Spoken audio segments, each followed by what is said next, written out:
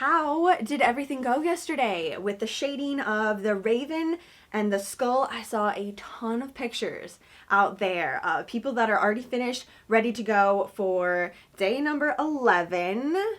Look at the shading in the raven. It wasn't a lot that we had to do, but it totally gives it depth, a little bit of movement to it. The skull, I love the skull. Honestly, when I was done with it, I was ready to do another one.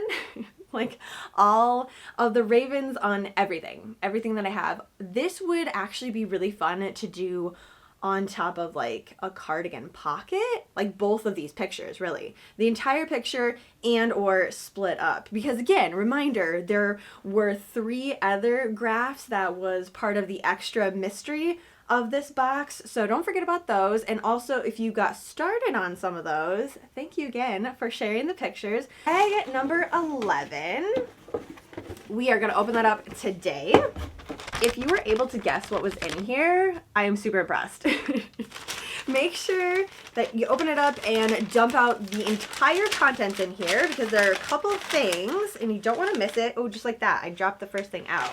For the raven eye, we have an iridescent bead to add onto it. If you did the skull just by itself, that goes in either side, but I put mine on this side, so it can go any place.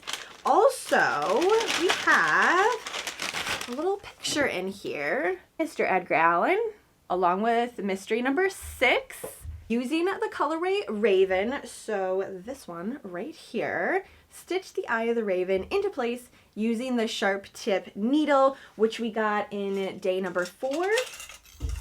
In our little tin here, we've been using the embroidery needle this entire time. Now we're going to be using this one, which is nice and sharp, and we can get that through, pull the yarn super tight so the eye doesn't move anywhere. But we're going to be threading it. It is a little bit tighter than the embroidery stitch, but still very doable to get the yarn through it. Today is the day that we are also going to block the project, since it does get a little, like, it's tight because the stitches were, we needed to have them as close as possible together in order to create the picture.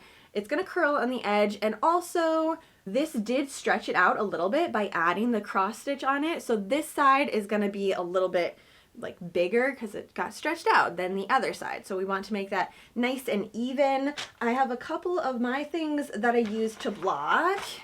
I don't even know that I'm gonna need more than one of these actually.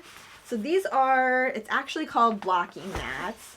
It's basically just a piece of foam that you can stick pins into it, and also it can get wet. That's the main thing. Whatever you block it on, you want to make sure that it can get wet and it's not going to transfer ink or coloring or anything like that. One is just nice and plain. I've used these so many times and that has happened. There's been a little bit of bleeding from hand-dyed yarn on it, but like you can't even tell.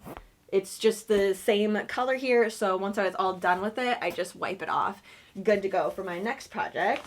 Then I have my pins. These are just T-pins. They are metal stainless steel pins. There's 40 of them.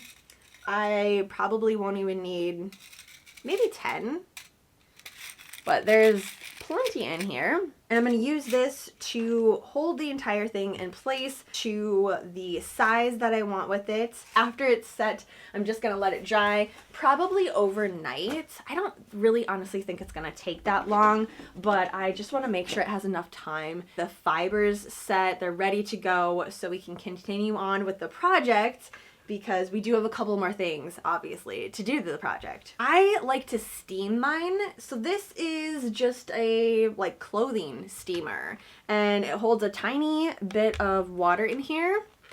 There are bigger ones, there are like stand ones for if you're gonna do a full suit or something, but I really like the handheld ones, the tiny little bit, because even if I'm doing bigger projects like a cardigan or something, it's easier to maneuver, and I can really like get in all the places that I need to for the project. Especially for this one, it's only gonna take a couple of sweeps to go over it. So just fill up the water, plug this in, and it starts to steam. It'll take maybe a minute. I am gonna block my project before I put the eye on, so I'm gonna set this all up, and then at the end of the night, I will add the button to it. Another reminder, even though we are done with all of these cards, don't throw them away. You can use them again, or you can use the graph for a different project.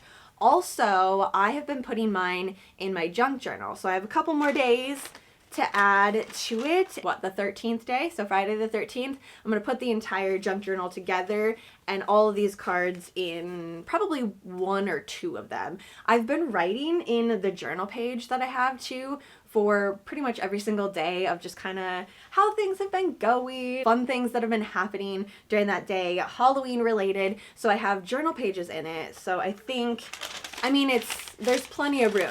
You can put all of the cards into one of the bags. If you have a bunch of ends on the back, which you probably do because I have a ton of them, don't worry about it. There is actually a front and a back. There's a side that we're gonna see, this side, and the other side, it's not gonna be seen. So even though like the first couple of days, I showed you how I did the cross stitch and then I weave back and forth to get the ends to lay nice and flat. If you got rolling and you haven't wove any of your ends in and now you're at this point and you just want to move on, you totally can. As long as it's in place and it's not going to move anywhere, or like you have a knot on both sides so the yarn for the picture stays in the place, you're totally good. Like even here, I have a couple that are really long.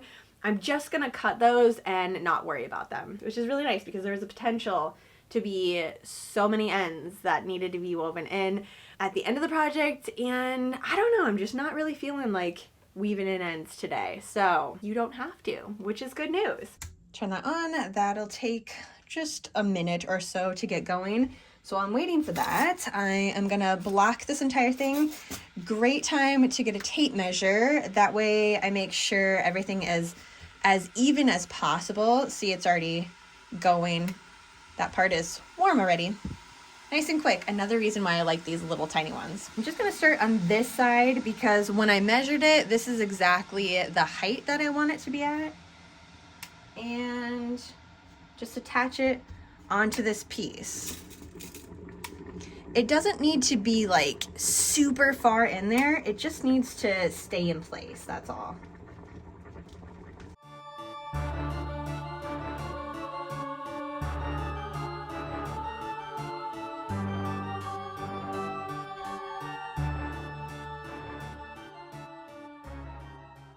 Happy with how everything is laying out. All right, this thing is totally ready. You can see the steam coming out of it. That's all we need. I'm just gonna run this over it. I'm not trying to soak this thing entirely, but I'm also not gonna stay in one spot for too long. We're really just relaxing the fibers, that's all. And it doesn't take much.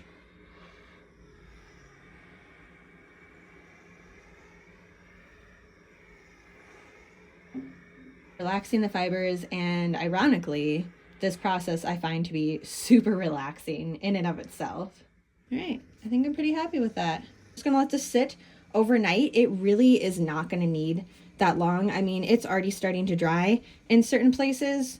I totally could pull it up right now, but this is all we had to do for the day, and I kind of enjoy having it out, just looking at the beautiful cross stitch. So I'm just gonna let it sit here, do its thing. Tonight, I will put the eyeball in for the raven, and then that's it.